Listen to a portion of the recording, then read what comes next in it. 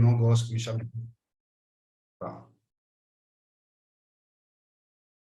me chamem de professor, porque eu acho que primeiro porque é a ideia que a gente vai desenvolver um pouquinho hoje, é fazer uma coisa um pouquinho diferente do que se faz em palestras e seminários, né? Porque geralmente quando a gente participa desse tipo de coisa, a ideia sempre é alguém que tem muito conhecimento, né? Tentar levar esse conhecimento para os ouvintes, para os alunos, e tentar elevar essas pessoas até mais próximo do conhecimento dessas pessoas que a gente pode considerar como mestre, né? Que no caso seria a Nise, o Jung, etc. Mas quando a gente começou a elaborar a ideia dessa conversa, que aliás eu quero que seja mais uma conversa do que uma palestra em si, né? Então podem fazer perguntas na hora que você quiser, me interromper se vocês acharem que estou falando bobagem, ou falando de coisas que precisam um pouquinho mais de aprofundamento, aí podem falar e em função do que for a gente resolve na hora, ou deixa para um pouquinho mais depois.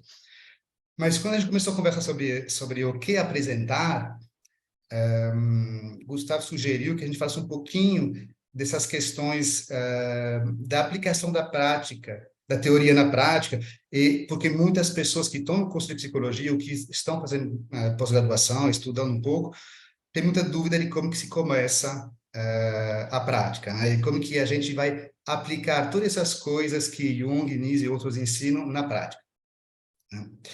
Então, a ideia seria mais a gente trazer esses personagens, como Jung, Nise e outros, para mais perto da gente, do que nós nos elevarmos mais um pouquinho até lá, né?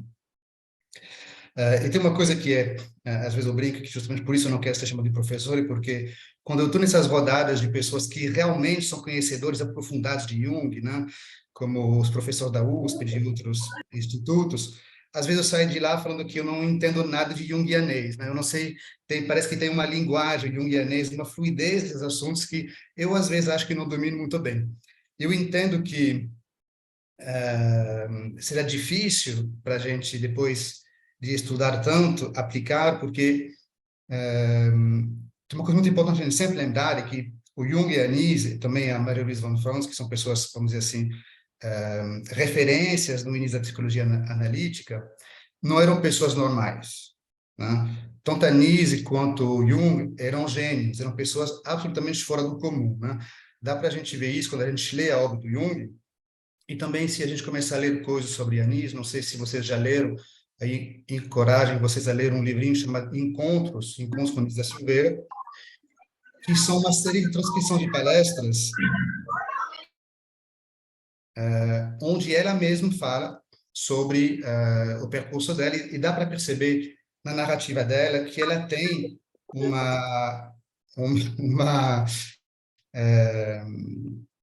uma capacidade cognitiva, um conhecimento muito além do normal, muito além de, eu acho, todos nós somos. É a mesma coisa. E aí, então, a gente percebe também que, se a gente olhar aqui, isso é uma foto das obras completas do Jung, né? Aí eu marquei no círculo aqui, mais ou menos, os livros em que ele fala sobre a prática da psicoterapia, né? Então, a gente percebe que tem 22 livros, se não me engano, e tem só um livro, talvez dois, porque é um conjunto de dois, o volume que tem dois, né?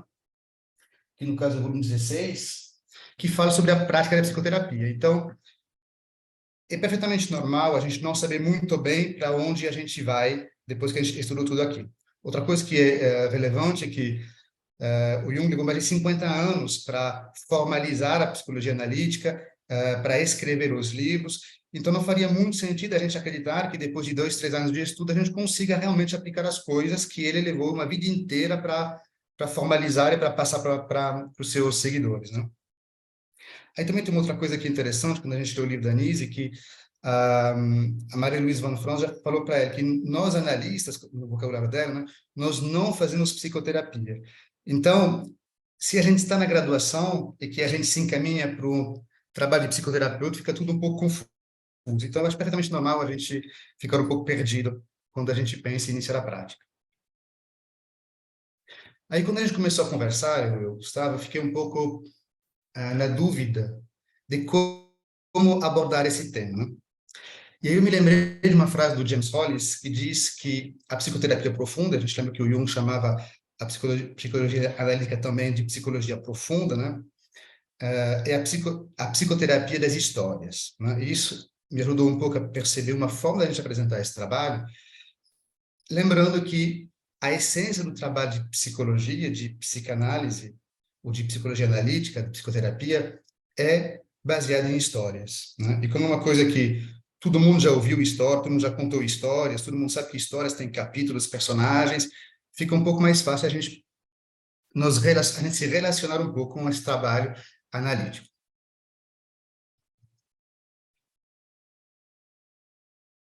A prática que vai acontecer no início da prática, e mesmo ao decorrer de toda a vida de terapeuta, é que sempre alguém chega no consultório e vai contar uma história e vai dizer às vezes que não gosta daquela história, não entende aquela história e vai pedir sua ajuda para você tentar fazer ou enxergar um sentido, né, e eventualmente reescrever uma parte dessa história. Então, eu acho que faz muito sentido essa questão da psicoterapia ser a psicoterapia das histórias.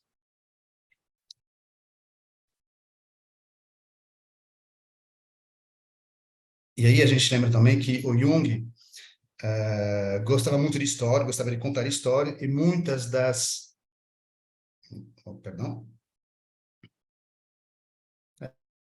E muitas histórias que... Muito da teoria da psicologia analítica, ele criou a partir de histórias, de mitos, de estudo de história, que são os mitos, conto de fadas e outras coisas. Exatamente. Mitologia, conto então, mitologia, contos, literatura e filosofia foram as bases com as quais ele criou os pensamentos da psicologia analítica e que ele formulou suas teorias. E a primeira história que ele contou para a gente, na verdade, é a história do desenvolvimento humano.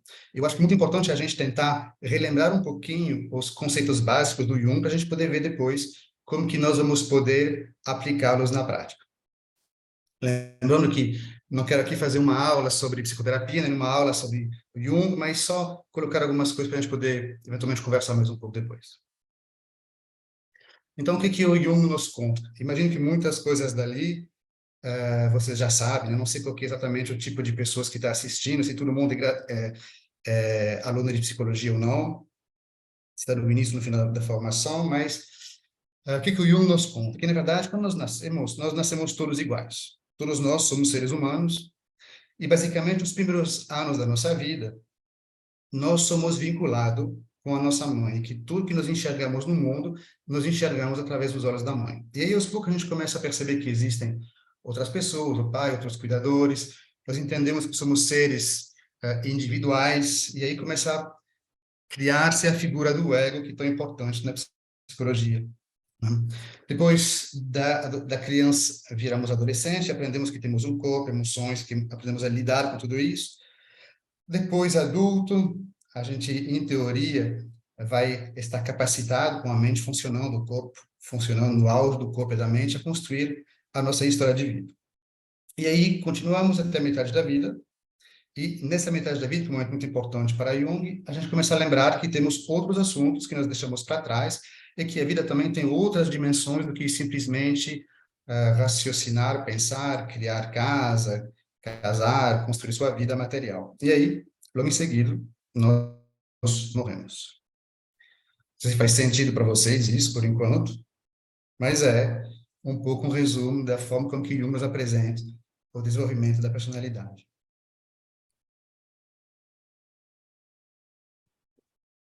A questão disso tudo é que isso funciona se a vida fosse perfeita. Né? Se a vida fosse perfeita, se não tivesse no nosso na nossa vida encontro com outras pessoas, se não tivesse necessidade da vida, tudo isso aconteceria de uma forma absolutamente tranquila e natural. Só que como tem outras pessoas, humanos, sociedade, cultura e tudo com o qual nós temos que lidar todos os dias, essa história ela acaba mudando um pouquinho e a gente é obrigado a se deparar com outros protagonistas dessas histórias que, na teoria do Jung, os mais importantes, a gente sabe, são o inconsciente, a consciência e o ego. Isso é muito importante. Desculpa. O ego é uma figura que se fala muito quando se fala em Jung, que é a figura da sombra, e é muito importante entendermos o que é essa sombra para a gente poder pensar em trabalhar com imagens e outras técnicas que o Jung ensina para a gente. Sempre que a gente fala sobre a sombra, a gente percebe que, às vezes, uma divergência de interpretação ou de formulação do que realmente é a sombra. Né? Aí, eu gosto de usar a minha própria definição, que é aquela que eu criei a partir da minha experiência de leitura do Jung e com, vamos dizer assim, perspectivas de alguns outros autores que eu gosto, em particular, eu citei aqui o Murray Stein e o James Hollis. Mas, de uma forma geral, o que é... Não sei se esses assuntos são muito básicos, Gustavo, se você me fala, né? Mas eu não sei... Obviamente, é claro para todo mundo que consciência é inconsciente. Sim, eu acho que por aqui a gente está tranquilo, professor. Tá bom. Sebastião. Tá bom, tá bom, tá bom. Então, só resumindo basicamente, na consciência temos esse papel essencial que é a figura do ego, e sempre que nós falamos alguma coisa tipo eu sou, eu quero, não sei, o ego falando, né? O inconsciente está em todas as coisas que a gente faz de forma automática, o que a gente vê aparecendo quando a gente fala coisa do tipo sem querer, eu fiz alguma coisa sem querer, eu não percebi, etc. E muitas vezes a gente acha que o ego ele é negativo na construção da personalidade. Na verdade, o ego ele tem um papel fundamental de nos ajudar a nos guiarmos no meio desse mundo material e dessa sociedade na qual a gente vive. Não vou entrar muito nessa questão do que é o inconsciente coletivo, o inconsciente pessoal, porque acho que não é o assunto. Se a gente quiser, depois a gente pode retomar isso. Mas é importante entendermos bem o que é a questão da sombra, né? Então, na forma como que eu vejo, que outros autores vejam, né? A sombra é formada por tudo aquilo que é reprimido pelo ego, né? Por não estar adequado com as questões da consciência. Então, basicamente, ao longo da nossa vida, a gente tem vontade, desejos, essas necessidades vão subir do inconsciente para a consciência, e em alguns casos o ego vai achar que no momento da vida em que a gente se encontra não é adequado e vai reprimir essas questões, né? É muito importante entender isso porque o fato desses assuntos terem subido para a consciência e ser reprimidos significa que eles têm uma certa forma de energia que permite que eles subissem até a consciência, e quando eles vão voltar para o inconsciente e formar a sombra, eles vão manter essa energia ali.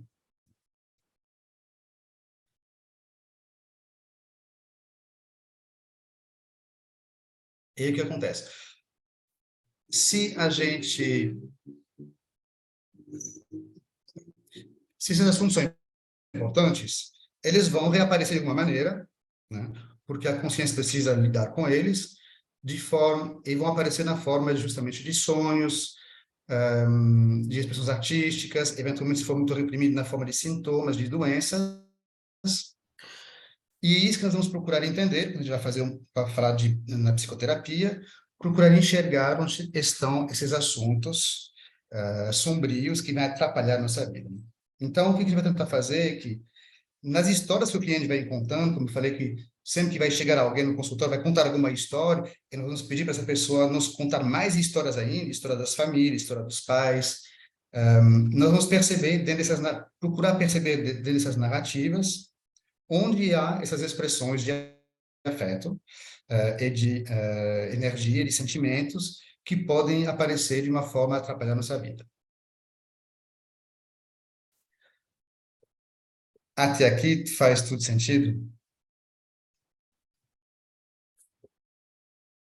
Para mim tá tranquilo, professor. Sebastião, não sei para o pessoal, como é que vocês estão?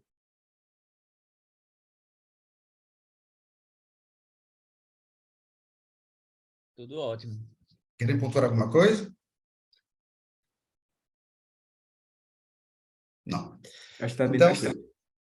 tá bom. Até agora, eu imagino que justamente não tem nada de absolutamente novo, né? Tudo isso são coisas que a gente entende, que a gente já sabe. Agora, a questão é a gente começar a perceber como que isso, de fato, acontece na vida, na forma prática, e como que a gente vai lidar com essas coisas quando a gente vai falar de psicoterapia. Então, para trazer um pouquinho um exemplo sobre isso, eu quis usar duas questões que são ligadas a assuntos que eu entendo um pouquinho mais, né? Que trabalhar com imagens não é exatamente a minha especialidade, mas eu tenho uma formação inicial de música. Então, para mim, tudo que se expressa através da música flui um pouquinho melhor, né? E aí, como que eu comecei a me ligar nessas questões da projeção da sombra, né? Foi um dia num evento assim, eu estava no carro e eu estava ouvindo música. E por acaso, música em italiano, pensei pelo que Eros, porque é a música do Eros Ramazzotti, não era por causa do Eros da mitologia. E eu percebi que eu estava ouvindo essa música e a música vai acabar, vou colocar a música de volta para o início, né? Eu ficava o tempo todo em looping, assim, ouvindo essa música, como se tivesse alguma coisa dentro de mim que me falava, você tem que ouvir essa música, tem que ouvir essa música, tem que ouvir essa música. E isso me criou uma certa emoção, né? Por que será que tem que ouvir essa música? Aí eu decidi prestar atenção um pouquinho melhor na letra. E aí uma coisa que é importante é que eu falo um pouquinho italiano o suficiente, já estudei bastante italiano, mas eu não falo o suficiente para que, ao ouvir uma música passando na rua, eu entenda a letra de, de primeira abordagem. Assim, eu preciso parar e aí prestar atenção, aí sim eu entendo, né? E aí eu percebi que essa música que eu estava me pedindo para ouvir o tempo todo, a letra dela, que eu não tinha ainda lembrado, contava exatamente as emoções pelas quais eu estava passando naquele momento. Eu achei isso bem interessante. Aí teve depois uma pessoa que trouxe para mim uma situação muito parecida. Peraí. Preciso às vezes mexer até porque não estou vendo o slide aqui.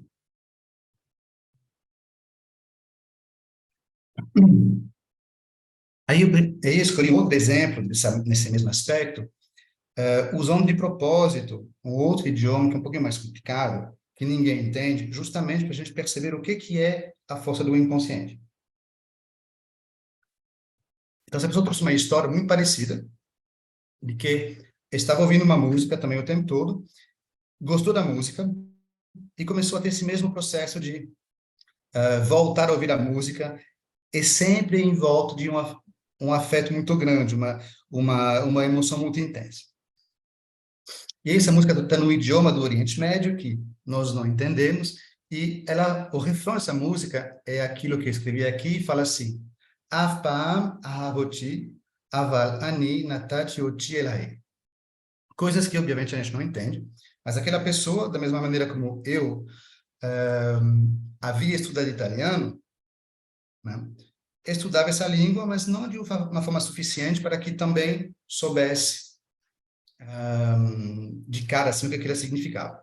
Aí também a força de ouvir o tempo todo começou a parar de prestar atenção no que era o sentido dessa música, né?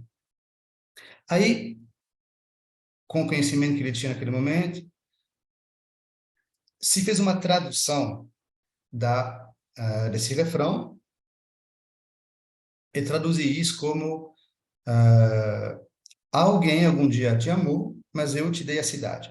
Aí achou que esse refrão tinha uma coisa um pouquinho poética, que tinha a ver com o momento que ele estava passando também, que era de rompimento amoroso, tinha uma certa tristeza misturada com um pouquinho de poesia, e achou interessante.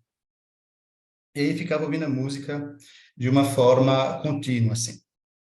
E até que um dia começou a parar e pensar, mas espera aí, essa palavra oti que está escrita aqui, ela não quer dizer eu te dei, ela quer dizer eu me dei. E aí percebeu que tinha feito uma confusãozinha, porque em português, tudo que termina com ti, a gente sempre relaciona com alguma coisa que a gente dá para o outro, né? Eu te amo, eu te dei, eu te desejo. Mas naquele idioma, na verdade, o ti é o contrário. Ele é reflexivo. Então, percebeu que, na verdade, essa segunda parte do refrão não queria dizer eu te dei a cidade, mas eu me dei a cidade. Aí percebeu que tinha entendido tudo errado do sentido dessa letra. Aí olhou melhor e percebeu que a tradução exata desse refrão era: ninguém nunca me amou, mas eu me dei a cidade, como se fosse uma compensação, né? Então, o que a gente pode perceber ali? O sentido certo era: nunca ninguém me amou, e não alguém te amou. Então, na verdade, a gente percebe que a pessoa se ligou nessa música porque tinha alguma coisa no inconsciente dela que precisava gritar alto: ninguém nunca me amou. E aí, levando isso para a terapia, começou a fazer um trabalho do qual se relembrou de situações de abandono da mãe que ele achava que estava resolvido. Então, o que eu acho legal nessa história é que, primeiro, há um vínculo com a arte que se expressa na forma de emoções, e a consciência, né, a razão, acha que tem algum sentido ali, porque o conjunto ali entre a obra e a pessoa permite que se projete esse assunto a partir, aproveitando essas pequenas confusões que a consciência permite que aconteça, e deixa a mensagem rodando o tempo todo, né? Até que o ego esteja realmente preparado para poder ouvir aquilo que de fato precisava ser dito, que no caso era: nunca ninguém me amou. Eu acho que isso é interessante porque essa mesma dinâmica a gente vai sempre procurar nos sonhos e nas produções de imagem, outro tipo de trabalho psicoterapêutico, que é essas diferenças narrativas que tem entre o que a nossa consciência acha que está vivenciando e o que de fato ela precisa estar vivenciando, precisa estar dizendo. Sebastião, Sim. e como que deve ser a atitude do terapeuta, do analista, em frente ao paciente que ainda não adquiriu, por exemplo, o estágio de entrar em contato com aquilo? Como que tem que agir o analista? É, Eu acho que tem várias questões. A primeira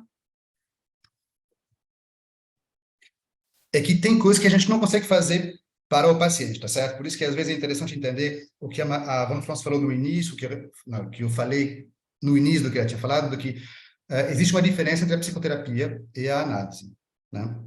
Então é por isso também que em alguns lugares, na Europa, por exemplo, pessoas acham que a psicanálise não é algo que é para todo mundo, né? Então a gente poderia pensar que às vezes tem situações em que, se a pessoa não tem condição de entrar em contato com esses conteúdos, talvez não tenha o que fazer, né? A gente poderia pensar isso. Agora, o que vai acontecer, na verdade, é que quando a pessoa se coloca na situação de começar a fazer a terapia, porque ela precisa, tá certo? E porque ela encontra no analista um parceiro que vai ajudar ela a fazer esse caminho de trilhar tudo isso, né? Então, eu acredito que, com o tempo, esses assuntos eles vão começar a aparecer, né? E é por isso que é importante entender o papel da projeção da sombra, é que se a gente fica nessa narrativa, uma narrativa racional, né? Realmente, a pessoa não consegue. Mas o inconsciente dela fala as coisas. Não é porque a pessoa não consegue descer para dentro para procurar esses conteúdos que eles não vão aparecer. E por isso que a gente precisa justamente prestar atenção nos sonhos, prestar atenção nos desenhos, eventualmente, tá certo? Porque eles vão aparecer espontaneamente ali, certo? É isso que é o interesse justamente do sonho. Agora, uma coisa é, a imagem aparece, se a pessoa não tem condição de trabalhar depois que essa imagem aparecer, é uma outra questão. Mas as imagens vão aparecer de uma maneira. e a imagem pode estar aparecendo ali e ela não vai entrar em contato com a imagem da mesma forma, né? Então, pode ser que ela nem se choque com a imagem, que ela nem sinta algo em relação à imagem, né? Exatamente, isso pode acontecer. Curioso. E aí acho que tem várias situações, né? Crianças são diferentes, adultos são diferentes. Eu acho que questões culturais também são diferentes, né? Podem ter resultados diferentes. E tem uma coisa que é interessante para falar em prática, que eu ia falar mais no final, mas já que tocou no assunto, às vezes a gente fica um pouquinho na defensiva em falar em psicanálise, juntar na mesma frase, psicanálise e Jung, né? E eu não sei muito bem por quê, isso é uma questão muito brasileira, na Europa não é bem assim, nos Estados Unidos também não, mas na prática da psicanálise tem um assunto que é muito importante, que é o que eles chamam de transferência, tá certo?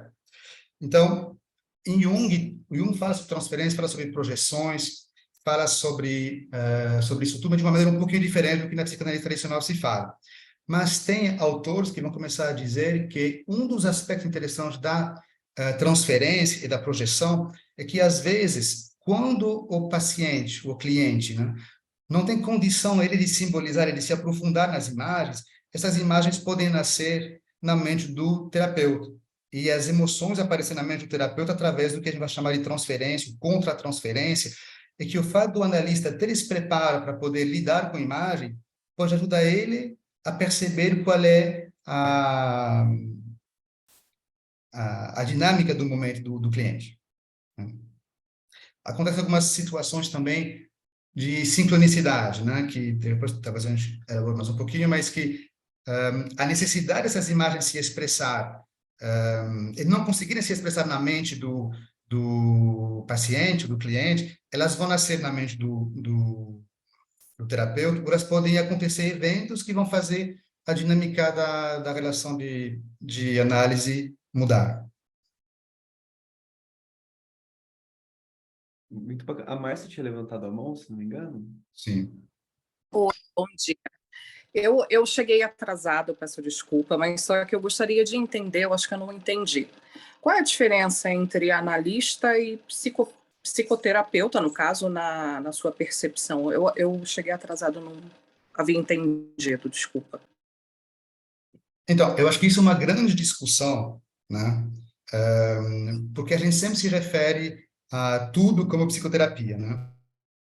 O que a gente pode entender, talvez, no que... E se confunde um pouquinho se a gente lê o Jung, né? Porque o Jung, ele mistura essas palavras. Ele fala médico, ele fala terapeuta, às vezes ele vai falar analista, às vezes ele fala psicólogo, então é tudo meio misturado. Mas a gente entende que a terapia tem uma foco de cura, ela tem um foco de cura, que eu venho com alguns sintomas, eu vou tratar de curar esses sintomas. Enquanto que a gente vai chamar de análise, ela tem a ver com um encontro mais profundo com, vamos dizer assim, com alguma coisa revelar na personalidade profunda da pessoa, né? E tem um trabalho que talvez seja mais demorado e que tem mais a ver com assuntos muito mais íntimos. Por isso que brinco, vi outro dia uma colega a quem perguntaram quanto tempo leva a terapia, né? Depois de quanto tempo tem alta? Ela fala, comigo nunca. Porque isso é uma coisa que o Jung falava também. A partir do momento que a gente imagina que as nossas dificuldades de vida, elas vêm porque a gente não consegue lidar com o inconsciente, no entender dele, esse inconsciente, ele é infinito. Então, a gente nunca vai conseguir trabalhar tudo que tem que trabalhar ali. Aí, por isso, seria talvez essa diferença. Um é focado mais na questão da cura de sintomas, e a gente pode entender que, eu venho porque estou com medo de cachorro, curei o medo do cachorro, vou embora, tem alta, acabou a terapia.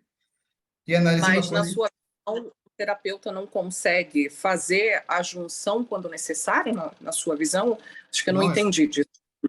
não, perguntou qual que seriam mesmo as diferenças, né? Mas é claro que eu acho que isso é um assunto que é muito importante, na verdade, porque assim,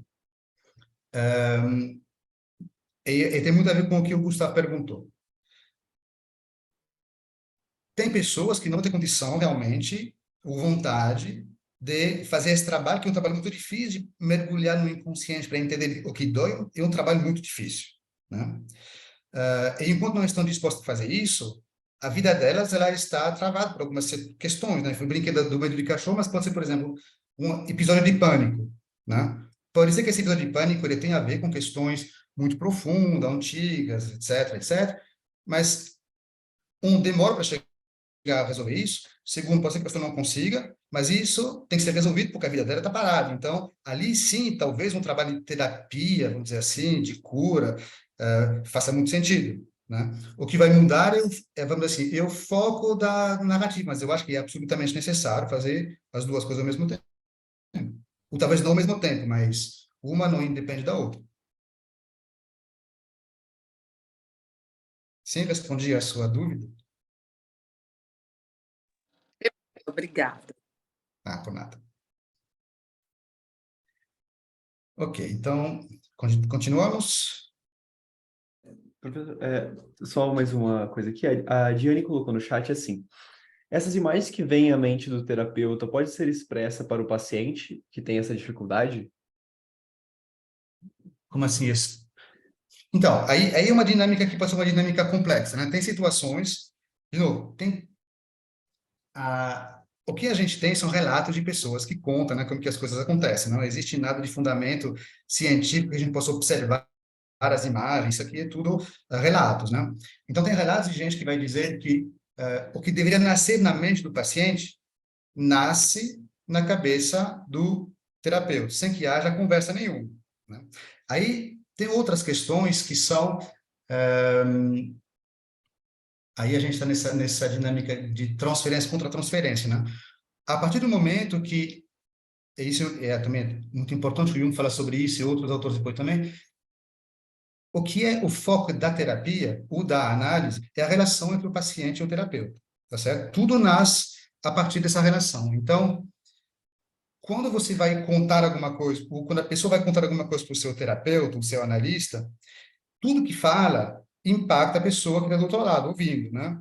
E não só o que fala, mas a forma como que a pessoa se apresenta, né?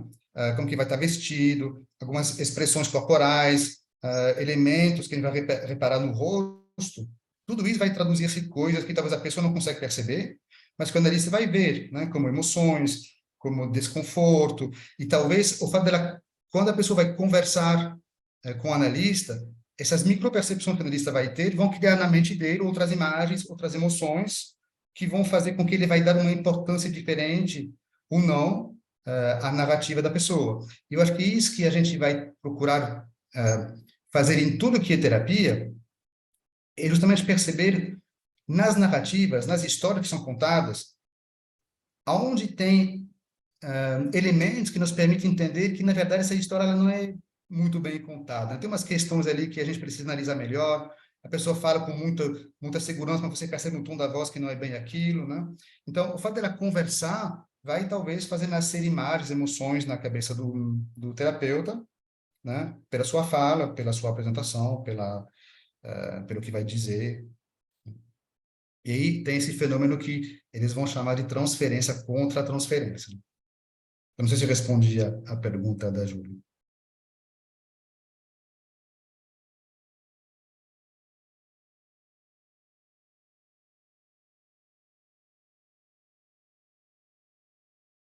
Você está mudo, Gustavo. Respondeu sim, professor Sebastião. Tá bom. Não, tá bom, tá bom. Mas esse é um assunto muito importante, né? Porque essa questão da relação paciente-terapeuta, ela é colocada por todo mundo fala sobre aquilo, né? Mas na prática não tem muitos elementos, né? Como eu falei, o Jung fala o tempo todo sobre projeções e sobre transferência, mas ele não escreveu um livro inteiro onde ele vai explicar tudo aquilo, como que a gente trata isso, como que na prática se dá, né? E uma coisa que, por exemplo, aqui no Brasil não é tão comum. Você vê que nas conversas sobre terapia junguiana vai falar sobre um montão de coisa, vai falar sobre conto de fadas, sobre mitos, sobre sonhos, sobre expressões artísticas, mas muito pouco vai se dar a importância da questão da transferência contra a transferência. Já na Europa, por exemplo, é um assunto que é muito mais colocado, né? Aí tem os motivos para isso, depois a gente pode elaborar mais um pouquinho. Aliás, vamos falar sobre sonhos um pouquinho, tem relatos de gente que diz que o terapeuta pode começar a sonhar coisas que têm a ver com a história do paciente dele, né? É comum a gente saber que o paciente vai sonhar com coisas do terapeuta, mas também acontece do analista também ter sonhos que vão ajudar ele a saber como direcionar o trabalho.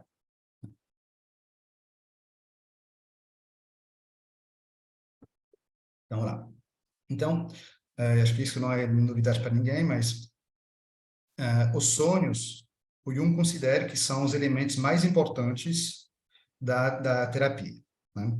Então, coloquei aqui umas coisas de similar que ele falou, mas não se precisa precisa ler, mas de fato o que ele mais reconhecia, o objetivo principal do tratamento, o meio técnico mais importante para abrir um caminho para o inconsciente são os sonhos, né? E tem uma coisa muito importante, diferente um pouquinho entre o sonho e depois a gente falar um pouquinho sobre imagens, é que o sonho é uma coisa que vem naturalmente, né? A gente não pode pedir para alguém sonhar. A pessoa sonha alguma coisa, então esse sonho tem uma relevância porque por algum motivo a alma, o ser dele, o inconsciente, como a gente quiser chamar, achou relevante deixar essas imagens aparecer na mente da pessoa, mas também fazer com que ele se lembre dessas imagens especiais ou dessa narrativa em especial no momento que ele acordar. Porque a gente já sabe que a neurociência já mostra que todo mundo sonha, a gente tem vários episódios de sonhos, mas a gente não lembra de todos. Então, não poderia ser completamente por acaso que alguns desses sonhos nos lembramos, né? E especialmente que esses sonhos nos impactam um pouco, né? E isso é uma coisa que, então, o Jung deixa bem claro, apesar de todas as técnicas, para um analista junguiano, um terapeuta junguiano, o sonho sempre é a ferramenta, vamos dizer assim, a ferramenta principal de trabalho.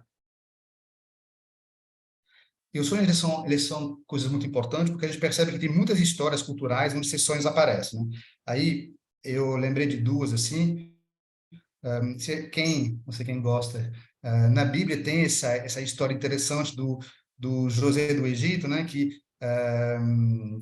vai sonhar coisa, que vai ser preso, e porque ele vai recusar os avanços lá da esposa do faraó, e aí dentro da prisão ele vai começar a interpretar os sonhos das pessoas, e aí isso vai chegar aos ouvidos do faraó, que vai pedir para ele interpretar alguns sonhos que ele vai ter sobre o futuro da nação, etc, etc. E aí vai dar tanto poder a ele que ele vai acabar virando meio que administrador, tipo, se fosse o primeiro-ministro do Egito daquela época. Virou uma pessoa extremamente poderosa. E uma outra coisa interessante ali é que, obviamente, não importa o conteúdo do sonho em si, mas o fato de que num livro que tem mais de 5.000 anos, 3.500 anos, começar a escrever sobre isso e mostrar uma outra coisa que é, uma vez que ele conseguiu todo esse poder graças aos sonhos, ele vai virar a pessoa mais importante depois de Faraó do Egito, e isso vai permitir que ele reconstrua os seus laços familiares, porque os irmãos que tinham abandonado ele, e o pai, e todo mundo, vai se reaproximar dele, e ele vai reconstruir um pouquinho os laços familiares. Então, a gente pensa que, mesmo sem entrar nos assuntos mesmo de psicologia, a Bíblia já fala sobre isso mesmo, que o sonho dá poder à pessoa até o ponto de ela conseguir resolver algumas questões até familiares. Então, com certeza não é completamente corriqueiro, vamos dizer assim. E aí tem outro assunto que eu acho bem interessante, que é para a gente entender um pouquinho como que funcionam os sonhos na prática, que é o sonho de Penélope na Odisseia do Homero. Não sei se vocês já leram Ilíada e a Odisseia, mas eu achei interessante porque eu lembrei desse sonho porque foi a primeira vez que eu tive contato com questões de sonhos, foi numa aula de filosofia que apresentaram essa questão do sonho de Penélope, e ele mostra bem o que nós vamos procurar fazer com os sonhos, mas também com outros trabalhos terapêuticos. Então, não sei se vocês conhecem esse sonho, mas conhecem a história, mais ou menos, de Ulisses, né? Foi para a Guerra de Troia, que se contado na Ilíada, e depois, na Odisseia, ele volta para a casa dele. Na Ilíada demora muito tempo, um pouquinho mais de 20 anos, para conseguir voltar. E aí, um dia, a Penélope acorda, está contado no livro, que ela acorda, desculpa, ela acorda, então, está tão atormentada pelo sonho dela que ela vai procurar a primeira pessoa que ela encontra no palácio onde ela mora para contar esse sonho para ela. E o conto que ela sonha é mais ou menos assim. Desculpa, o sonho que ela conta é mais ou menos assim, que ela tinha 20 gansos, né? E que esses 20 gansos estavam lá felizes e ela estava muito feliz de vê-los. E quando ela estava olhando para eles, desceu uma águia das montanhas e essa águia matou todos os gansos, tá certo? E depois foi embora. Aí ela falou que foi apavorada, gritou no sonho. Algumas mulheres vieram para ajudar ela. E logo em seguida, a águia voltou e falou para ela que não se preocupar, porque essa águia, na verdade, era o próprio Ulisses voltando, e que esses gansos eram símbolos que representavam os pretendentes dela, tá certo? E que ele, voltando, iria matar todos eles. Vocês conhecem um pouquinho a história, né, da Penélope, que uma outra coisa que o Jung ensina muito sobre os sonhos é que se os sonhos são mensagem do inconsciente, eles são mensagem do inconsciente porque eles precisam trazer alguma coisa que a consciência não está enxergando no momento. Então, a gente está vivendo a vida no dia a dia e algumas coisas que a gente está fazendo nessa vida não estão de acordo com aquilo que a gente acha, no fundo, que a gente deveria fazer. Aí vem o sonho trazer mensagens para a gente prestar atenção naquilo. Então, na história, a Penélope está esperando o marido dela voltar, né? E ela é uma rainha, ela não pode ser rainha sozinha, não pode ter um reino sem um rei, e todo mundo achava que o Ulisses tinha morrido, então ela vai dar um montão de desculpas para tentar evitar um casamento com qualquer pessoa que pegaria o lugar do Ulisses. Então, ela vai contar essa história para a pessoa que ela encontra, e essa pessoa vai interpretar o sonho dizendo que, com certeza, essa história da águia matando os gansos é assim que é, o Ulisses vai voltar e vai matar todos os pretendentes. Só que aí tem uma coisa que não faz muito sentido nessa história, né? Porque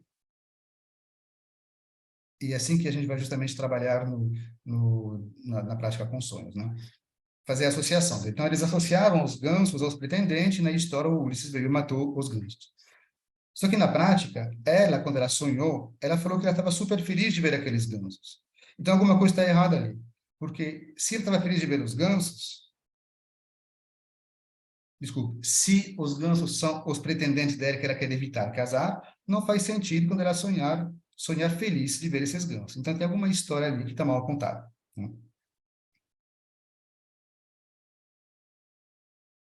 Então, se a gente tivesse uma situação de análise e o analista fosse ouvir esse sonho, certamente perguntaria para ela, mas então, não faz sentido, porque que sentido tem você ser feliz e ver seus pretendentes vivos e saudáveis, né? Então, devolveria essa pergunta para a pessoa, e essa pessoa começaria, talvez, junto com o analista, a elaborar quais associações poderia fazer para entender qual era o sentido, ou de lá estar feliz em ver esses pretendentes, ou, eventualmente, esses gansos não são bem os pretendentes. E aí tem gente, estudiosos, né, que estudaram essa história de Penélope e chegaram a concluir que a interpretação melhor que se poderia fazer, na verdade, é que esses gansos, que são 20, não eram os pretendentes, mas eram símbolos dos anos que o Ulisses passou fora, e que, na verdade, ela não queria que ele voltasse, por isso ela gostava da ideia de ver esses gansos vivos, porque seriam que manteriam o Ulisses afastado. Então, eu achei legal esse sonho porque ele é um pouquinho didático, ele explica bem que o trabalho que a gente tem que fazer com sonhos, que é ouvir a narrativa, perceber nessa narrativa quais são as associações que a gente pode fazer, perceber quais são as emoções que trazem esses sonhos, isso é uma coisa muito importante, porque não existem emoções nos livros, né? Não tem muita emoção nas aulas, quando a gente fala sobre técnicas, a gente fala sobre teorias, a gente não tem a vivência do que o que importa para a gente, o que importa na sombra, nos complexos, e tudo que atrapalha a vida são as emoções. Sem as emoções intensas, nada atrapalharia. Então, acho que esse sonho é bem legal para explicar um pouquinho o que é essa dinâmica do trabalho com sonhos.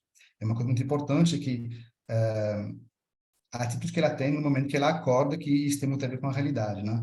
A gente vai dar valor ao sonho em função da sensação que ele dá para a gente. Se a gente acorda feliz, a gente vai achar que o sonho é um sonho bom. Se a gente acordar angustiado, a gente vai dar um outro valor e talvez vai tentar fazer um trabalho para entender o que esse sonho quer dizer. Então, achei esse sonho bem interessante.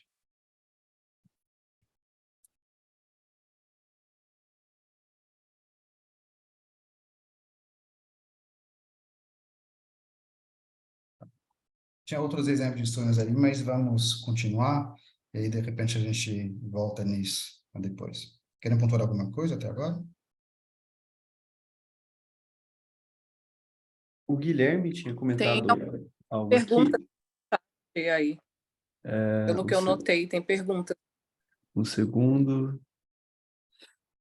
O Guilherme tinha comentado assim: Jung coloca muita importância nos sonhos e na produção artística, desenho, pintura e escultura, para acessar o inconsciente. Qual o papel da fala, discurso para acessar o inconsciente na sessão de análise junguiana?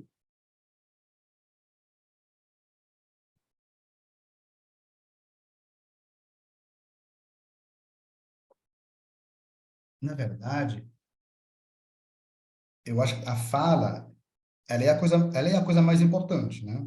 Primeiro porque, tirando o desenho, a arte, né? O sonho, ele vem através da fala também, certo? E muitas vezes, quando a gente vai analisar sonhos, a gente vai olhar variações de narrativas, né? Entre a primeira vez que conta um sonho, a segunda vez que vai contar esse sonho, podem aparecer algumas variações, e são essas variações da narrativa, nessa fala, que vão fazer com que a gente perceba que tem alguns elementos mais importantes que outros, né? Agora, a base da terapia, ou a base da análise, ela é dialética, né? A base da terapia junguiana, tanto quanto da psicanálise, ela é dialética. Então, tudo começa com a fala. Agora, é fato que a linguagem, e por isso que a gente vai depois olhar um pouquinho o desenho, que a gente vai ver a importância do trabalho da Nise, é que a linguagem estruturada, né, ela é a linguagem da consciência, né? A gente fala usando a razão, né? Porque tem a gramática, todas essas regras são regras da consciência. Então, em teoria, a gente poderia pensar que realmente não permite acesso ao inconsciente. É que justamente os desenhos que são tão importantes para o Jung, a arte, eles são a linguagem real do inconsciente. Agora, quando a pessoa conversa com a gente, como eu falei um pouquinho antes, vai perceber outras coisas, né? Tudo o início do trabalho da psicologia analítica, como que foi as primeiras descobertas da força do inconsciente para o Jung? Foi trabalhos que ele fez de associação de palavras, né? Criou a lista das palavras e começou a fazer perguntas de associação para a pessoa. Falava uma palavra, a pessoa respondia uma palavra, e ele media o tempo de resposta das pessoas e algumas alterações que tinha, por exemplo, de eletricidade na pele, algumas coisas assim, para perceber se havia uma emoção. E aí, com o tempo, percebeu que algumas palavras, as pessoas demoravam mais tempo para responder, né? O que significava para ele que havia alguma coisa no inconsciente que impedia a razão de responder naquela hora. Havia alguma coisa que vinha de dentro que atrapalhava a formulação da resposta, vamos dizer assim, né?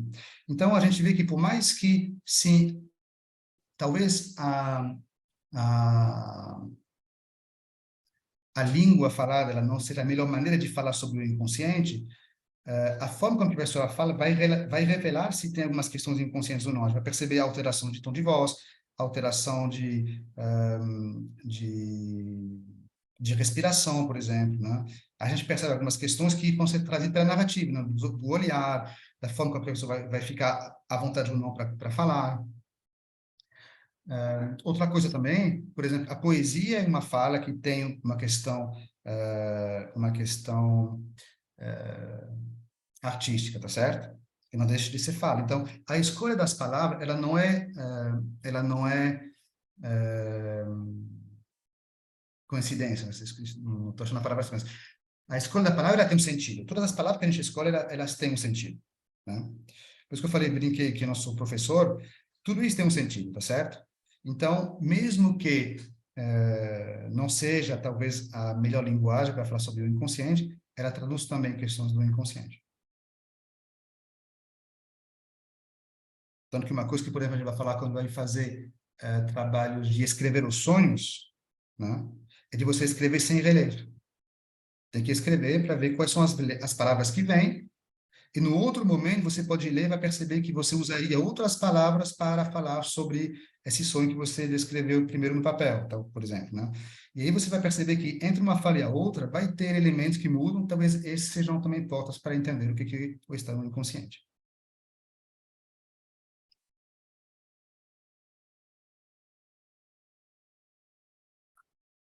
Outra coisa, por exemplo, Jung fala pouco sobre isso, mas os lapsos, o que é lapsos, né? Atos falhos, que são palavras proferidas que a gente diferente daquilo que a gente queria falar, também são expressões do inconsciente. Não sei se faz sentido, se eu elaborei o suficiente. Faz sim, Sebastião. Agora uma última aqui para a gente continuar, e daí depois a gente vai juntando e continuando a conversa. Aqui, a Isabel comentou assim: embora o inconsciente se apresente mais das vezes através de imagens e símbolos, como o Guilherme disse, penso que o discurso e a fala do paciente também deve ter alguma uma relevância no processo de análise, que é isso que você estava falando. Podemos pensar nas imagens discursivas que aparecem em metáforas, metonímias, a forma de narrar. Claro que não pode ficar nessa superfície, né? Mas poderíamos pensar assim? Claro. Na verdade, as metáforas talvez seja a melhor maneira de a gente pensar sobre juntar as duas coisas. Então, você respondeu melhor do que eu, né? As metáforas, elas são criações do inconsciente para você traduzir uma imagem com uma outra imagem, né? Usar um símbolo para facilitar a conversa, né? Então, que tem até gente que fala que a psicologia do inconsciente, ela é a psicologia das metáforas, né? Então, isso faz muito sentido, sim.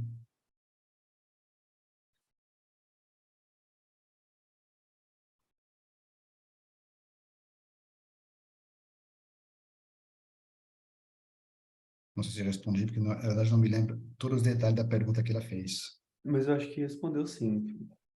Ela falou ok aqui. Por exemplo, eu falei poesia é exatamente isso. Poesia são metáforas constantes, né? E se você ouvir, por exemplo, tem um canal muito legal, sabe o Nando Reis, o cantor Nando Reis, que é dos Titãs? Ele escreveu músicas que são muito complexas de entender. Né? Se você conhecer aquela música Relicário, não dá para entender nada aquela música, né? Ele começou a fazer um canal onde ele explica o porquê das músicas dele, o porquê dos textos, porque muita gente começou a... Tinha fóruns na internet para elaborar o que seria os Cegos do Castelo, o que é o Relicário, o Segundo Sol, e um montão de gente começou a fazer coisa. E ele criou um canal onde ele explica o porquê ele escreveu aquelas músicas, o porquê dos textos. E tem uma aqui muito legal, que você percebe que ao momento em que ele... Primeiro que ele fala, que ele sempre cantou errado a música. Ele escreveu a letra da música dele, ele nunca conseguiu cantar ela certo. Então ali você percebe que as palavras que ele tirou para colocar outro têm sentido, né? O inconsciente está falando para ele, não é isso que tem que falar, é outra coisa. E, e tem um vídeo, não me lembro agora de qual música que é, mas se você achar lá, ele começa a contar, e no meio da fala dele, ele fala, agora eu percebi o sentido real daquela música. Não era isso, era outra coisa.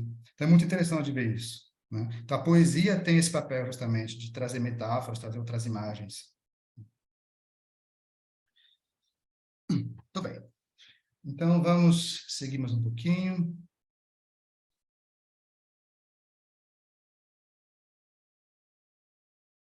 Coisa que a gente falou sobre sonho, que aí sim a gente precisa do analista, porque é muito difícil a gente analisar nossos próprios sonhos, porque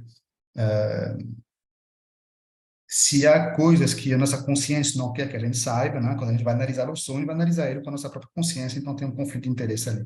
Então, por isso que é importante ter uma outra pessoa para ajudar. Uma coisa importante também, depois a gente talvez fale sobre isso, da mesma maneira que a gente vai ver isso com imagens, é importante perceber que o trabalho de sonhos ele é um trabalho regular, né? Às vezes alguma coisa aparece no sonho, vai aparecer no segundo sonho, no terceiro, no quarto, e depois de um tempo a gente vai perceber que alguns assuntos voltam e que são esses assuntos que são os importantes a gente trabalhar. Ok, então vamos falar um pouquinho sobre imagens, porque o tempo está passando já, né? E também porque se ele está na semana da Anisa, a gente tem que falar dela um pouquinho, né? Então, não sei se vocês foram visitar a exposição que tem no Sesc Belenzinho, que é bem interessante, tem umas coisas legais para ver. Tem os livros interessantes também para a gente analisar. Mas tem uma coisa que a gente tem que lembrar também, é que o trabalho que a Anise fala, ela até fala isso um pouquinho nos livros dela, é mais focado para terapia ocupacional, é para arte terapia, do que para uma análise propriamente dita, né? E a forma que a gente vai trabalhar com as imagens, ela pode ser um pouquinho diferente no consultório de psicoterapia, psicanálise, ou análise junguiana, do que seria se a gente fosse fazer arte terapia ou fazer essas coisas mais de terapia ocupacional, né? Agora, tem uma coisa muito interessante aqui. Quando a gente está pedindo, uma diferença que tem entre sonhos e desenho é que a gente não pode pedir para alguém sonhar. Se a pessoa não traz sonho, não tem como fazer nada. Não dá para você falar para o cara, amanhã tem sessão, traga-me um sonho. Não tem como. Agora, a gente pode pedir para a pessoa desenhar, né?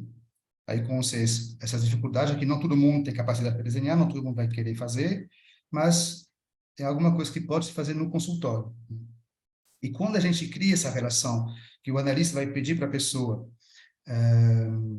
pegar um papel e um lápis, a gente transforma um pouquinho a relação que tem entre o terapeuta e o seu cliente, né? A gente traz isso um pouquinho como uma questão de brincadeira e traz um pouquinho essa relação mais de mestre e aluno, de pai e filho, do que propriamente dito de terapeuta e cliente. Tem uma outra coisa que é importante também, é que a partir do momento que a gente se coloca na situação de fazer alguma coisa artística, que seja escrever, o desenhar, o pintar, ou escrever música, qualquer coisa que seja, ou poesia, a gente vai focar a nossa mente sobre aquilo que a gente vai fazer, a gente vai desfocar um pouquinho do mundo externo e a gente vai entrar em teoria, numa forma de alteração de consciência focada naquilo que a gente quer fazer, e isso, a princípio, abre mais portas para o inconsciente, um pouquinho como que seria uma sessão de hipnose, também o que acontece um pouco com o sonho. A gente sabe que na hora que a gente vai sonhar, a gente sonha no momento que a gente está dormindo, porque o ego deixou um pouquinho de trabalhar, né? E isso que acontece quando a gente vai se propor a fazer desenho no consultório.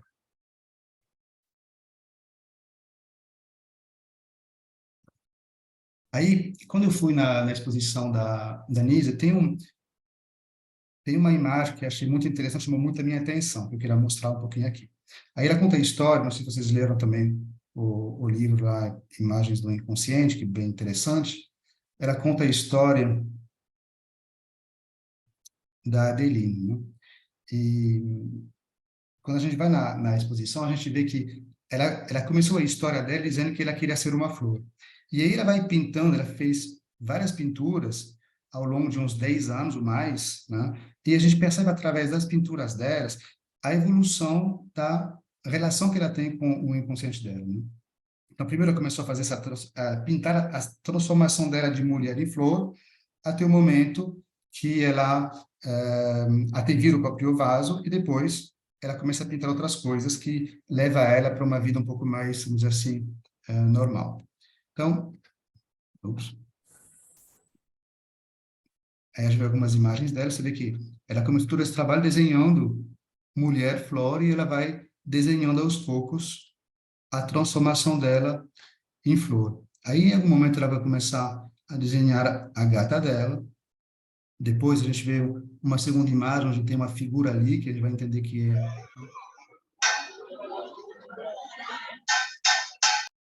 a mãe dela, né?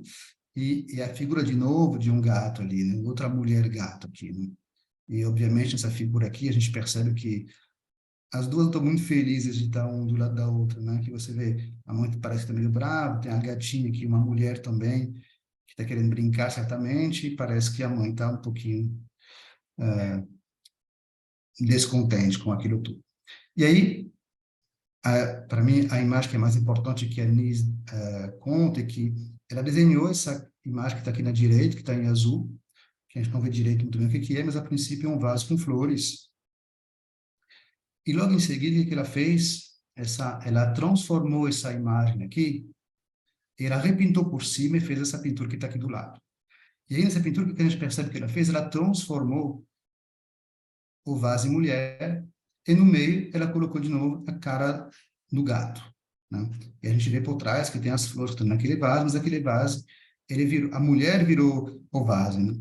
E a gente tem no meio a figura do gato. E aí, o que a gente pode pensar, né? Que depois a Anísio vai contar a história dessa pessoa que não foi obrigada a ter um casamento que ela não queria, meio que obrigada a viver uma vida que ela não queria, na qual ela não tinha nenhuma liberdade, exatamente como são as flores, né? As flores são colocadas no vaso em cima da mesa para ser observadas, porque são bonitas, mas não tem nenhum movimento, nenhuma capacidade de liberdade, né? E o gato ali, segundo a Anísio, representava questões instintivas, um pouco mais sensual, um pouco mais de desejo que não podia ser revelados, e na história dela até chegou ela foi internada porque ela acabou matando essa gata, que era a gata da família. Então a gente vê que todo esse trabalho que ela fez acaba um desenho onde ela vai na pintura, expressando o que ela tinha se tornado, que era a gata presa, com seus instintos presos dentro do vaso, e colocada em algum lugar para as pessoas poderem olhar, sem ter nenhum direito a uma vida própria. Aí ela conta que ela fez esse trabalho durante uns 10 anos, e que aos poucos ela começou a trazer outros desenhos. Depois que ela terminou esse desenho do vaso, ela começou a pintar outras coisas, onde a gente começa a ver aparecer novamente relacionamentos um pouco mais, eu ia falar normais, tem casamento normal, mas onde há menos conflitos, né? Então parece que todo esse processo dela desenhar o que ela sentia, e ela também demorou um pouco para fazer, né? Aos pouquinhos ela foi aprofundando o desenho, que era primeiro as flores, depois a mulher que vira flor, até chegar naquilo que ela queria expressar mesmo, que era essa vida travada como se fosse um vaso com o instinto animal dela preso ali, é que isso parece permitiu ela deixar fluir outras coisas e começar a enxergar outras formas de relacionamento, e ela se, vamos dizer, se livrar desses traumas tão grandes.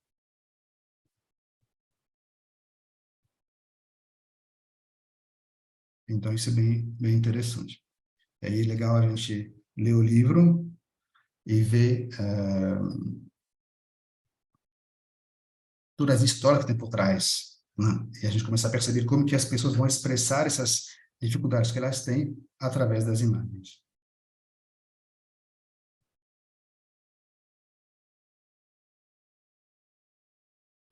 Querem falar alguma coisa? Eu posso falar? Lógico.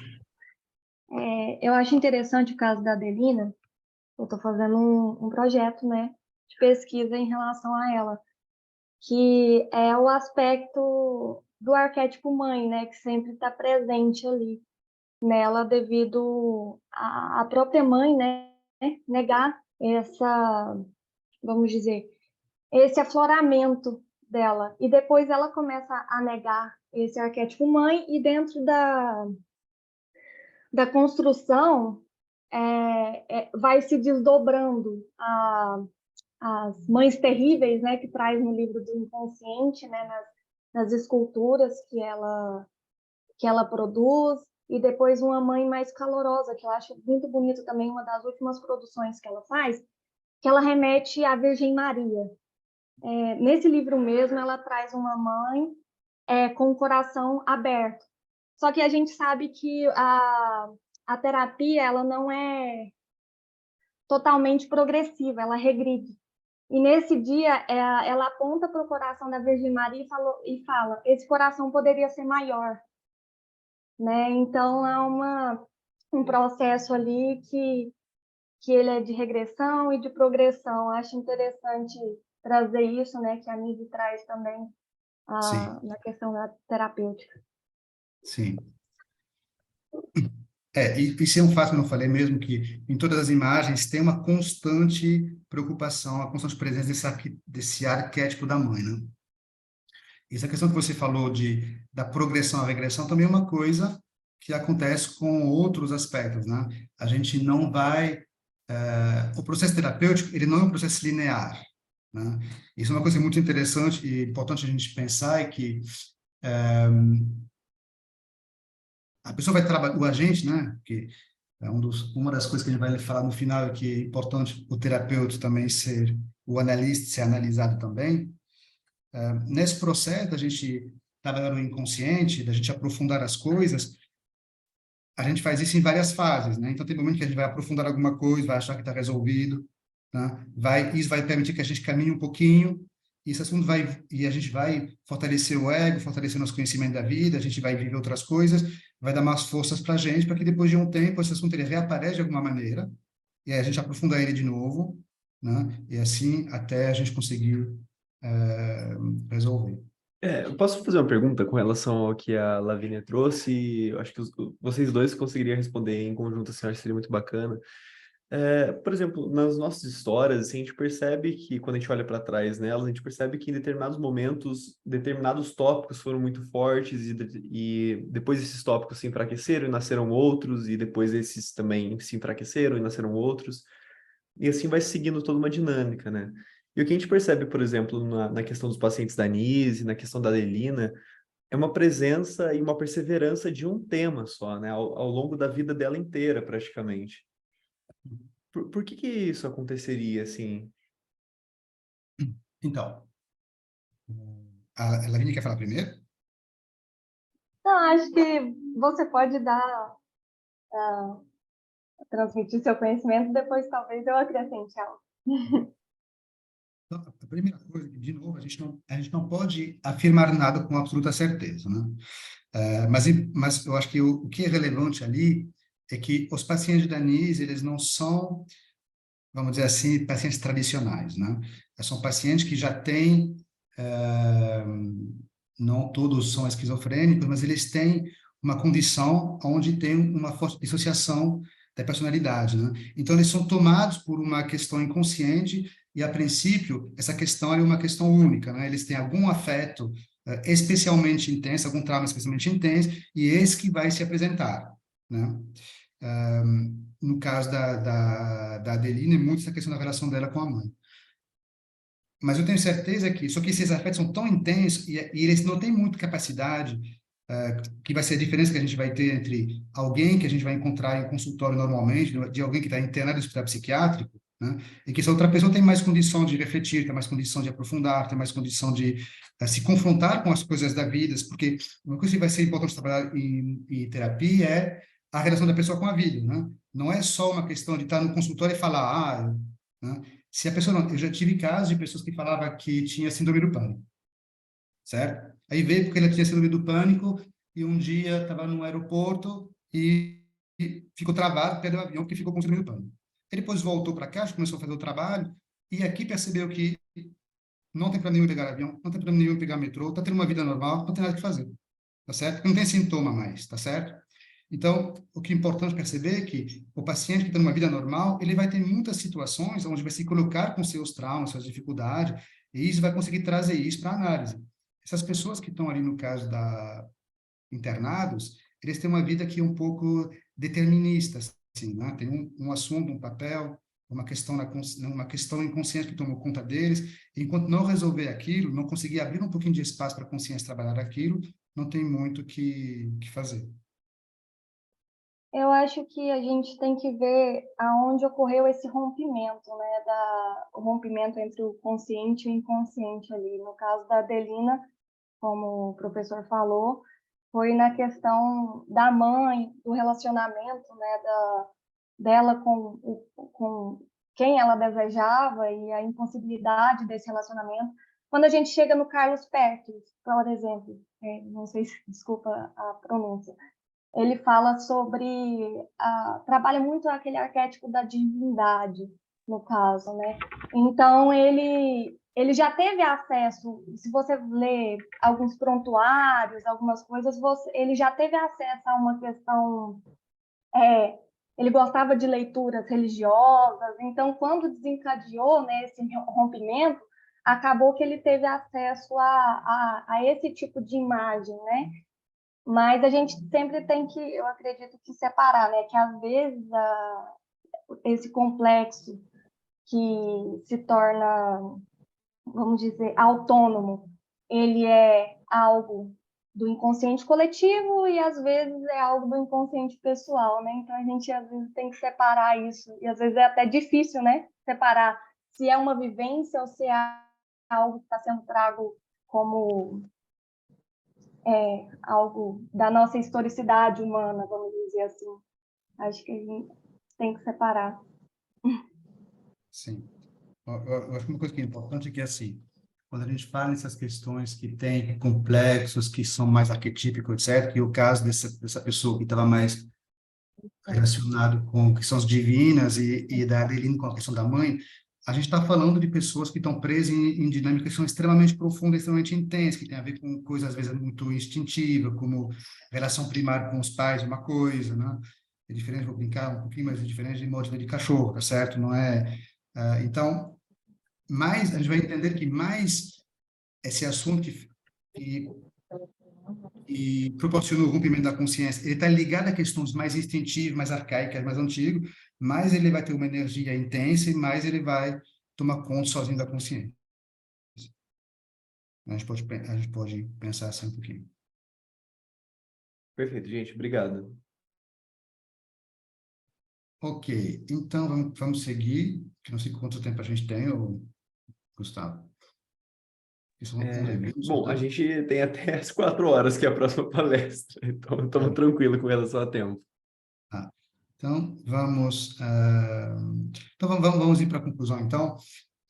Então, eu acho que o que é interessante, né, quando a gente pensa nessa questão da psicoterapia, ou da análise, é que, na verdade, a gente vai sempre procurar fazer o mesmo trabalho, que seja com trabalho com sonhos, que seja com outros trabalhos artísticos, que seja como eu falei, com apego à música, né? Ou a gente vai ver tudo que tem a ver com relação afetiva, ela vai seguir o mesmo princípio de trabalho, que é há uma narrativa, uma história.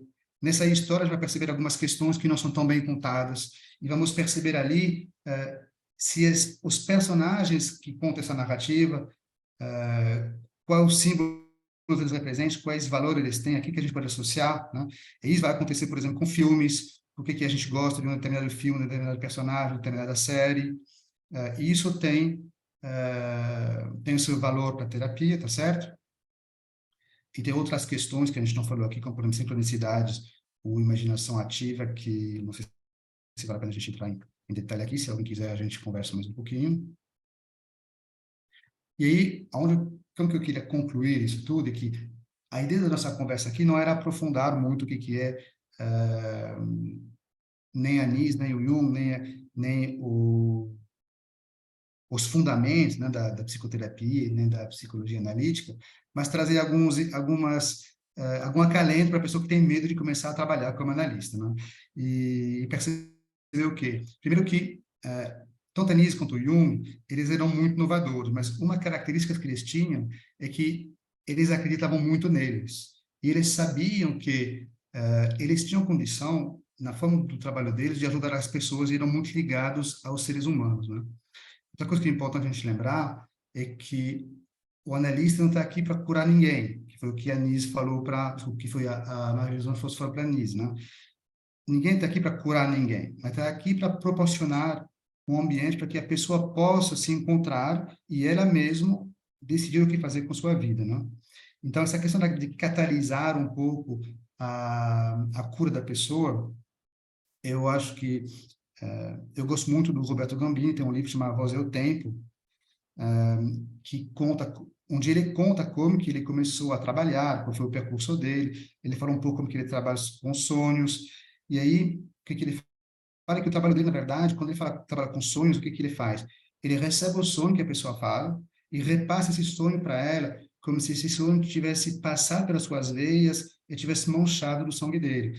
Então, o que ele está dizendo é que analisar o sonho nada mais é do que usar aquilo que a pessoa trouxe e devolver para ela com suas emoções, com seus pensamentos, às vezes com seu conhecimento um pouquinho teórico, para que isso provoque alguma coisa a outra pessoa. E esse jogo de idas e voltas entre os dois, com a provocação, vai fazer com que alguma coisa aconteça. E aí uma coisa que eu acho interessante também de ler, para quem quer começar a trabalhar, o que não sabe se quer trabalhar ou não, ele lê o livro do Contato Caligari, se chama Cartas a um Jovem Terapeuta.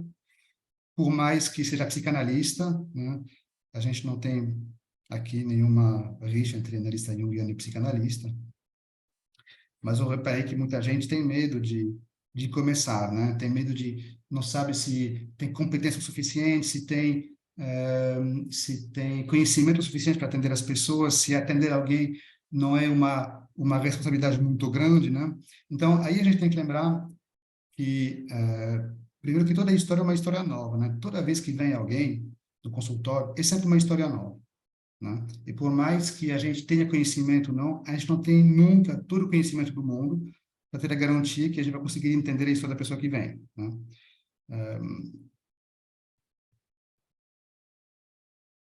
E até ele conta que isso eu acho muito interessante, o primeiro paciente dele, ele estudava psicanálise em Paris, né? E o primeiro paciente dele, quando ele decidiu começar a trabalhar, ele não queria que a pessoa soubesse que era o primeiro paciente. Então, ele organizou um consultório dentro da casa dele, ele arrumou as coisas para ser sério, mas não tão sério, desarrumou algumas coisinhas para a pessoa não perceber que ele é o primeiro paciente dele, né? E criou uma fantasia porque ele estava inseguro de saber que o paciente dele talvez não gostasse dele, não quisesse ser atendido por ele, porque ele é o primeiro paciente.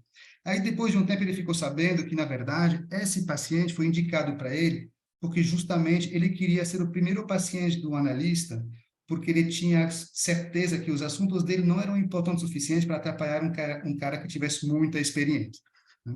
Então, a gente percebe que muitas das fantasias que a gente tem, que impedem a gente de começar, o que torna a gente um pouquinho inseguro, elas não fazem muito sentido, né? Que tem um analista para cada paciente e um paciente para cada analista. A outra coisa que a gente fez, para preparar um pouquinho essa fala de hoje, eu fiz umas pesquisas com os colegas para ver como que eles se relacionavam com essa história de aplicar a técnica na prática e das dificuldades que eles tinham quando eles começaram. Então, a gente vê que a maioria fala que trabalha com análise de sonhos, alguns trabalham um pouquinho com imaginação ativa e imaginação dirigida, que são coisas um pouquinho diferentes, alguns com pintura, com desenho, e outras coisas a mais. Então, a gente vê que, na prática mesmo, os sonhos são as coisas mais importantes, depois vem os desenhos. Eu acho que desenho é uma coisa, às vezes, um pouquinho difícil, porque acho que não todo mundo tem boa vontade, o conhecimento para desenhar, mas eu acho interessante. E aí, concluindo, todos a quem eu perguntei, quais são os conselhos que você daria para um jovem terapeuta, responderam as mesmas coisas para mim, né? Que tem 3 pilares da psicoterapia. Na primeira, todo mundo tem que estar em análise. Essa é a primeira coisa. Não adianta você fazer trabalho de psicoterapia se você também não está fazendo sua própria psicoterapia, ou sua análise, né? Tanto que o Jung falou que o analista não consegue levar seu paciente além daquilo que ele, onde mesmo já foi. A segunda coisa mais importante é que você tem que fazer supervisão, porque, apesar de ter um montão de cursos, né, como eu falei, você vê que na teoria do Jung tem 2 volumes dos 22 que falam de prática, e nos cursos também há uma distância muito grande entre a realidade da prática e o que a gente aprende na escola. Então, estágios e supervisão são super importantes, porque é ali que a gente vai começar a ver a realidade da prática e poder trocar ideias com outros, né, com pessoas que têm mais experiência, para a gente poder ganhar segurança de fazer as coisas, né? Outra coisa que é fundamental é estudar, a gente tem que estudar, tem que ler Jung. Se a gente quer trabalhar com Jung, a gente tem que ler Jung. Não adianta ler só os outros. Eu falo que é muito legal, eu acho essencial ler o James Hollis, essencial ler o Murray Stein, essencial ler todos os outros, essencial ler a Maurice Van Franz e todo mundo, mas tem que ler Jung, né? Jung é muito difícil de ler, mas tem que ler Jung, né? E tem que aprender outras coisas também para poder lidar com mais situações que podem acontecer e ela se sentir mais seguro. E eu acho que era isso mesmo.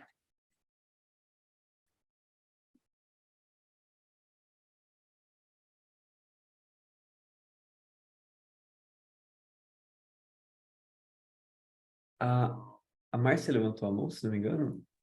Sim. Eu gostaria de perguntar qual é a sua visão ou o que você sabe do rompimento entre Freud e Jung. Bom, a gente sabe o que é contado, né? Que basicamente, não sei qual aspecto você está perguntando, o aspecto da história, do porquê do rompimento? Porque você havia falado dos sonhos, né? E nas cartas de Jung, naquele livro, nas cartas de Jung, ele fala que começou a ter problema com Freud justamente por causa dos sonhos. Claro que não está em pauta aqui, mas eu gostaria de saber a sua visão, uma curiosidade minha. Como que você vê esse rompimento? Tem várias coisas. A gente sabe que a história, como ela é contada, é que essa separação um pouquinho deles veio a partir do momento que trocaram ideias sobre sonhos, né? É que os sonhos, a interpretação dos sonhos demonstrou para o Jung que a teoria da libido do Freud não era suficiente para explicar tudo aquilo, né? E dali ele começou a elaborar o que ele chamava que ele acabou chamando de energia psíquica, que é uma evolução uma ampliação, vamos dizer assim, da ideia da libido, e que isso é um assunto que o Freud pediu para ele nunca abandonar a ideia da libido, né? E aí, a partir dessa rigidez do Freud, a gente entende que o Jung precisava elaborar mais, né? Ampliar essa ideia da libido, que hoje a gente sabe que certamente ele tinha razão, porque tudo não tem um cunho sexual infantil, tem mais coisas, tem mais desejos, mais vontades, tá certo? E que essa ampliação ela era necessária. Então, o rompimento deles saiu dali, saiu dali. Aí tem questões que a gente pode falar, que tem gente que vai falar isso, que certamente o Jung começou a perceber que talvez, não vou dizer que ele era mais inteligente, mas talvez chegou a um limite daquilo que o Freud podia ensinar para ele. A gente sabe que havia algum interesse também, havia realmente uma admiração mútua entre os dois, né? Mas também havia um pouco de interesse, né? Que quando o Freud elegeu o Jung para ser presidente da Associação Internacional de Psicanálise, a gente sabe que ele fez por outros motivos do que seu conhecimento, né? Pelo fato do Freud ser judeu e Jung não, e não querer que a psicanálise tivesse uma fama de ser uma ciência judia, né, que naquele momento também não era legal. Acho que tudo isso também ajudou um pouquinho, mas certamente a ideia que o Jung percebeu que não tinha mais como ele evoluir com as ideias do Freud, e o Freud também começou a ficar um pouco parado nas ideias dele, e ele não aceitava muito que a gente desafiasse o que ele queria dizer, né, o que tinha para dizer. Né? Talvez a firmeza um pouquinho de prepotência do Freud provocou um pouquinho esse rompimento. Sebastião, Faz sentido. Perdão, Márcia. Não, eu disse que faz todo sentido. Obrigada. Sebastião, eu queria te perguntar como é que foi a história do seu primeiro paciente. Do meu primeiro Do paciente... seu contato com o seu primeiro paciente. Então, o primeiro foi uma primeira, na verdade, foi uma moça, né? Que eu não conhecia, eu conhecia pessoalmente, mas ela me foi indicado por ser a irmã de uma amiga minha, né? E por conhecer Sebastião, ela... perdão, a gente pode parar de compartilhar a tela aqui para a gente conseguir ver o Pode sim, pessoal? desculpa, peraí. Como que eu faço isso aqui? Stop share. Pronto. Aí, chique. Então, porque como todo mundo, a gente é inseguro, não tem como você não ser inseguro quando começa, né? Tem um monte de detalhezinho besta de prática que são... Aí cada um vai ter as suas coisas, né? Mas é normal ser inseguro. Então, pelo fato de conhecer um pouquinho a história da família, tudo, eu me senti mais seguro para atender. E aí, não foi muito difícil, para falar a verdade, porque acho que uma das coisas que é importante é ver, se vem alguém, acho que não importa quanto tempo, talvez com mais experiência fica mais fácil, mas se você tem alguém que vem e tem muitas coisas para falar, as coisas vão fluir aí com o tempo, que nem essa palestra aqui. Eu estava um pouco nervoso de fazer, porque faz tempo que eu não fazia tudo, mas o fato de a gente começar a conversar um pouquinho, aí fica mais tranquilo, certo? Na terapia é a mesma coisa, né? Não deixa de ser um encontro humano. Então, se a pessoa traz esse assunto e você vai perceber que você consegue devolver algumas coisas, você consegue se ficar mais seguro. Agora, se vem alguém que não tem nada para falar, que já aconteceu comigo também, entra e também tem uma questão que hoje tem muitas coisas online também, né? Então, vem a pessoa, não tem nada para falar, aí não tem muito o que você fazer, né? Então, isso é um pouco desconfortável. Agora, a minha maior dificuldade foi aprender a encerrar as sessões. Porque é muito difícil encerrar a sessão. Porque está com alguém, está conversando. E tem gente aí que você percebe o quanto que é a força do inconsciente. Eu tinha um outro cliente que só trazia o assunto importante na hora do fim. Isso é terrível, porque está chegando no horário, às vezes tem outra pessoa depois, mas vem o assunto importante na hora de encerrar. Então, é muito complicado. Então, eu tive muita dificuldade de aprender isso, encerrar a sessão. Aí, especialmente se tem alguém que está emocionado, tudo, aí fica muito difícil.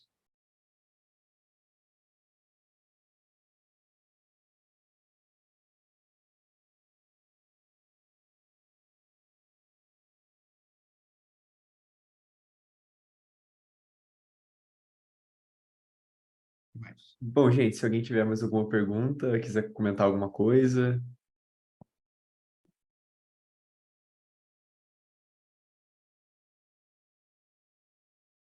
A Jenny respondeu assim. Eu queria perguntar,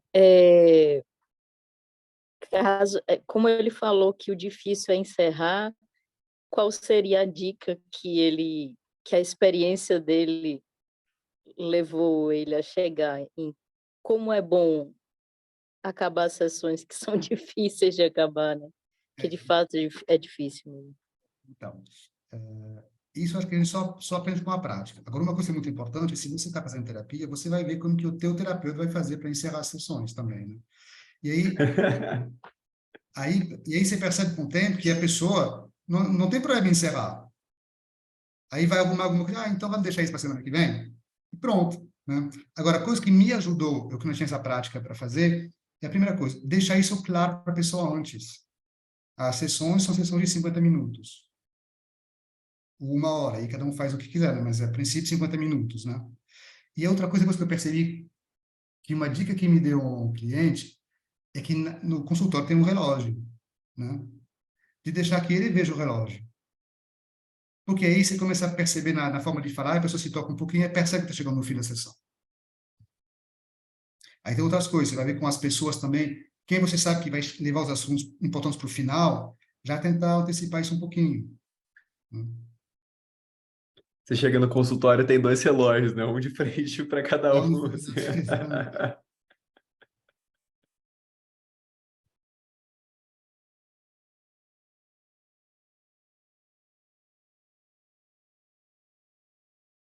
Bem, gente, eu acho que a gente já pode começar o Professor? encerramento aqui.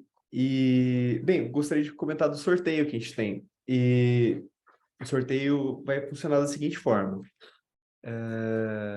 Antes de fazer o sorteio, eu queria primeiramente agradecer ao Sebastião, agradecer a todo mundo que está aqui, agradecer a todo mundo que está colaborando com o evento e queria enaltecer o caráter colaborativo desse evento, assim, sabe? Sem, por exemplo, a ajuda do Interpsi, da USP, sem a ajuda de todas as instituições que estão apoiando institucionalmente o evento, seria difícil a gente estar se reunindo aqui e fazer alguma coisa tão... Pô, a gente consegue perceber na qualidade das palestras que é um evento muito bacana, assim, sabe? E faltando muito na vivência que a Nise tinha também, eu gostaria de reforçar que esses espaços que estão existindo hoje, que a gente está aqui se comunicando e tudo mais, eles podem passar a não existir. Por exemplo, com uma canetada de um diretor de uma faculdade, por exemplo, se o diretor da minha faculdade resolve que a liga não pode mais existir, esse espaço ele já começa a enfrentar dificuldades na sua existência, né? Então, é importante a gente, como estudantes de NISE, estudantes de Jung, psicoterapeutas no geral, sempre estejamos presentes e demarcando que nós estamos aqui, marcando o território, no sentido de não ceder aos espaços, assim, né? Não sei se acho que talvez tenha ficado um pouco confuso isso, mas, enfim. Gostaria de agradecer de novo a todo mundo pelo evento. E tá, agora falando sobre o sorteio. O sorteio vai funcionar da seguinte forma. Eu vou escrever aqui, a partir daqui começa o sorteio, e abaixo dessa mensagem eu peço que as pessoas escrevam os seus nomes, porque daí eu vou pegar os nomes e colocar no sorteador para sortear.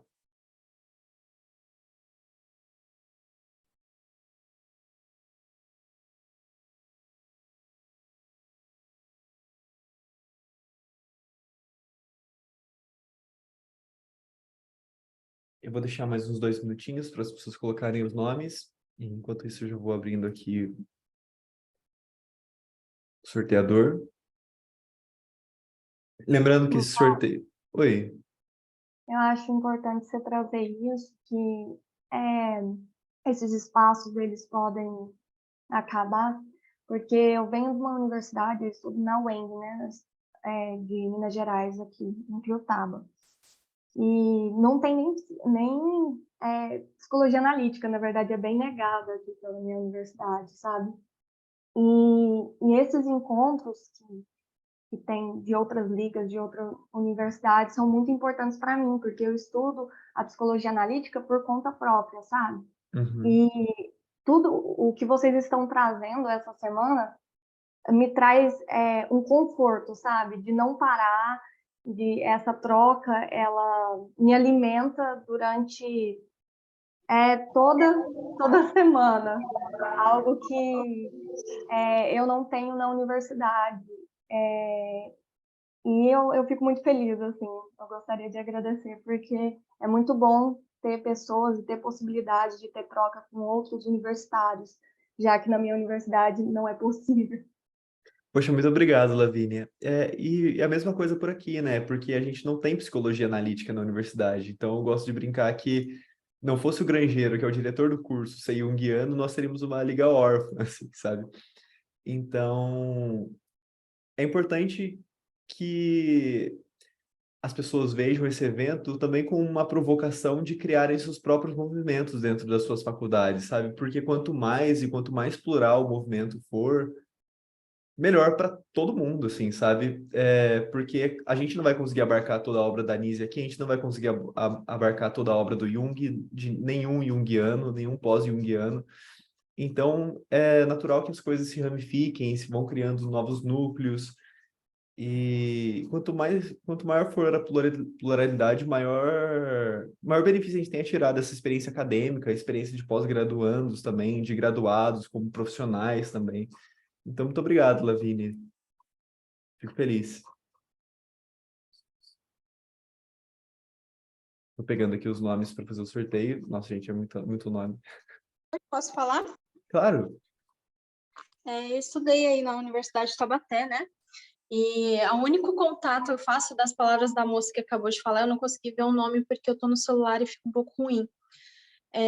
Mas faço das palavras dela as minhas, porque foi muito difícil, tanto que eu desisti da psicologia analítica na faculdade justamente por não ter apoio. A única pessoa que eu falava um pouquinho mais era, de fato, o Grangeiro e a Ana Maria. Eu nem sei se a Ana Maria ainda é professora, Ana Maria né? não tá mais trabalhando aqui, infelizmente. Fiquei sabendo dela. Ela é maravilhosa, ela deu aula de teorias da personalidade. Dentro de teorias da personalidade, ela falou um pouco de Jung. E ali eu me apaixonei, desisti e aí voltei. Porque, né, a gente sempre volta porque a gente realmente gosta. Mas parabéns pela liga, viu? Nossa, se eu tivesse estudado agora, eu estava muito feliz. Porque não tinha pessoas que gostavam, não tinha como montar um grupo assim bacana como que vocês fizeram. Parabéns mesmo pelo trabalho. Obrigado, Priscila. Sebastião, o pessoal tá pedindo seu Instagram, seus contatos. Você pode passar pra gente no chat, por favor, enquanto eu vou fazendo aqui o sorteio?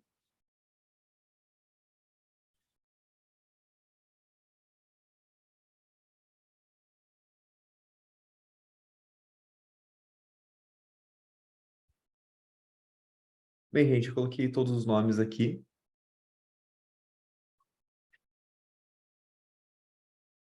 E o sorteado foi Jusileia Pereira de Azevedo. A Jusileia tá aí? Tô aqui. Jusileia, você mora no Brasil? Porque ontem a gente teve uma ganhadora de Portugal, então a gente teve que sortear de novo. Eu moro em Cuiabá, Mato Grosso. Perfeito. Jusileia, você pode mandar uma mensagem pra gente no Instagram, por favor? E daí a gente combina com você como vai funcionar o sorteio certinho, tá? Ah, tá. Bem, gente, então gostaria de reforçar aqui o desconto que a Vozes deu pra gente no site inteiro. Cupom de desconto é NISEVIVE, o cupom de 30% de desconto e frete grátis em compras a partir de R$ 150. E é isso, gente. Gostaria de agradecer o Sebastião de novo pela presença. O Sebastião vai estar de novo com a gente na sexta-feira, em que a gente vai ter uma palestra da Renate Daniel, que é a coordenadora do... basicamente a coordenadora do ambulatório do Instituto Jung de Zurique. Então, vai ser uma palestra internacional. E é isso. A Tânia está perguntando aqui também se pessoas de fora da Unital podem fazer parte da Liga. E sim, a gente conseguiu alterar o estatuto para aceitar estudantes de fora da Unital para fazer parte da Liga. A gente vai divulgar isso depois da semana, porque isso é uma dor de cabeça também, de escrever todos os membros, colocar todo mundo junto depois.